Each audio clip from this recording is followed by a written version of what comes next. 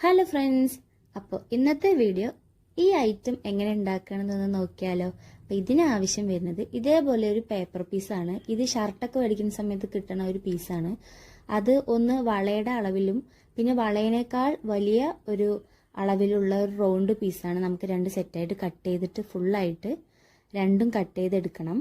ഇതിന് വേണ്ടിയിട്ടാണ് കുറച്ച് സമയം നമുക്ക് പോകണുള്ളൂ. വേറെ ഒന്നും സമയം ഒരുപാട് എടുക്കണമെന്നില്ല. പിന്നെയൊക്കെ നമുക്ക് ഷടപടയെന്നെല്ലാം പണികളൊക്കെ കഴിയും.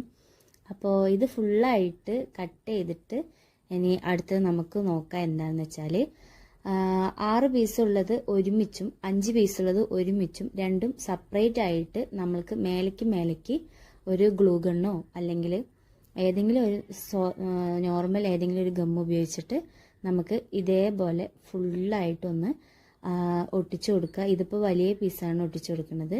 അതിൻ്റെ മേലേക്ക് തന്നെ ആ 5 പീസുള്ളതും ഒട്ടിച്ചു കൊടുക്കുക.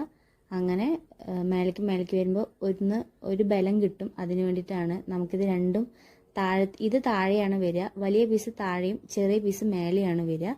ഇപ്പോൾ ഒട്ടിച്ചു കൊടുക്കുന്നത് ചെറിയ പീസാണ്. അപ്പോൾ അതും മേലേക്ക് തന്നെ നമ്മൾ ഒട്ടിച്ചു കൊടുത്ത് ഇത് രണ്ടും സെപ്പറേറ്റ് ആയിട്ട് തന്നെ നമുക്കൊന്ന് ഒട്ടിച്ചു കൊടുക്കണം. അപ്പോൾ ഇത് ഫുള്ള് ഒട്ടിച്ച് കഴിഞ്ഞിട്ട് നമുക്ക് കാണാം. ഇനി ഇതൊന്ന് ഉണങ്ങണം. ഇത് രണ്ടും ഒന്ന് ഉണങ്ങി കണ്ടോ. ഇനി നമുക്ക് വേണ്ടത് ഇതേപോലത്തെ ഒരു മരത്തിൻ്റെ ഒരു പീസാണ്. അപ്പോൾ എൻ്റെ അടുത്ത് വലിയ പീസായിരുന്നു. അപ്പോൾ ഞാൻ അത് ചെറുതാക്കി നമുക്ക് വേണ്ട ഒരളവിന് ഞാൻ അതിൽ കാണിക്കുന്നുണ്ട്. ഈ ഒരു അളവിൽ ഒരു മരത്തിൻ്റെ പീസോ അല്ലെങ്കിൽ ഏതെങ്കിലും ഒരു 3 ബാമ്പു സ്റ്റിക്ക് ഒരുമിച്ച് ഒട്ടിച്ച് വെച്ചാലും കുഴപ്പമൊന്നുമില്ല. എന്നിട്ട് അതിലൊരു ഗോൾഡൻ കളർ സ്പ്രേ പെയിൻറ് അടിക്കുന്നുണ്ട്. പിന്നെ ഇതേപോലെ ഒരു കമ്പി നമുക്ക് ആവശ്യമുണ്ട്. അത് ഈ ഒരു പീസിൽ കുറച്ച് നമുക്ക് കട്ട് ചെയ്തെടുക്കണം ഈ ഒരു അളവിൽ. എന്നിട്ട് നമുക്ക് ചെറിയ പീസായിട്ട് റൗണ്ട് കട്ട് ചെയ്ത ആ ഒരു ഇതിൻ്റെ മേലെ ഇതേപോലെ ഒന്ന് വെച്ച് ഫുള്ളായിട്ട് 4 ഭാഗത്തും നമുക്ക് കവർ ചെയ്ത് കൊടുക്കണം. കണ്ടോ. എന്നിട്ട് വേറൊരു പീസ് അതിനെ മേലെ വെച്ച് കവർ ചെയ്ത ബാക്കിലും താഴെയും ഒരു ബോറും ഇല്ലാണ്ട് കാണും. എന്നിട്ട് നമുക്ക് ഇതേപോലെ ഒന്ന് ജസ്റ്റ് ഒന്ന് ഇങ്ങനെ ഒന്ന് ആക്കി കൊടുക്കുക. മാല ഇടുമ്പോൾ പോവാതിരിക്കാൻ വേണ്ടിയിട്ട് നമ്മളൊന്ന് ആക്കി കൊടുത്താൽ മതി. ഇനി നമുക്ക് എന്താ ചെയ്യേണ്ടതെന്ന് വെച്ചാൽ ആ വലിയ പീസിൻ്റെ സെൻറ്റർ ഭാഗത്ത് നോക്കിയിട്ട് ഈ ഒരു സ്റ്റിക്ക് ഇതിൽ ഒന്ന് ഒട്ടിച്ചു കൊടുക്കുക. എന്നിട്ട് ആ ചെറിയ റൗണ്ട് പീസ് ഇതിന് മേലെ വെച്ചിട്ട് ഇതേപോലെ ഒന്ന് ഒട്ടിച്ചെടുക്കുക. അപ്പോൾ ഗ്ലൂ ഗണ്ണ് ഉപയോഗിച്ചാൽ മതി.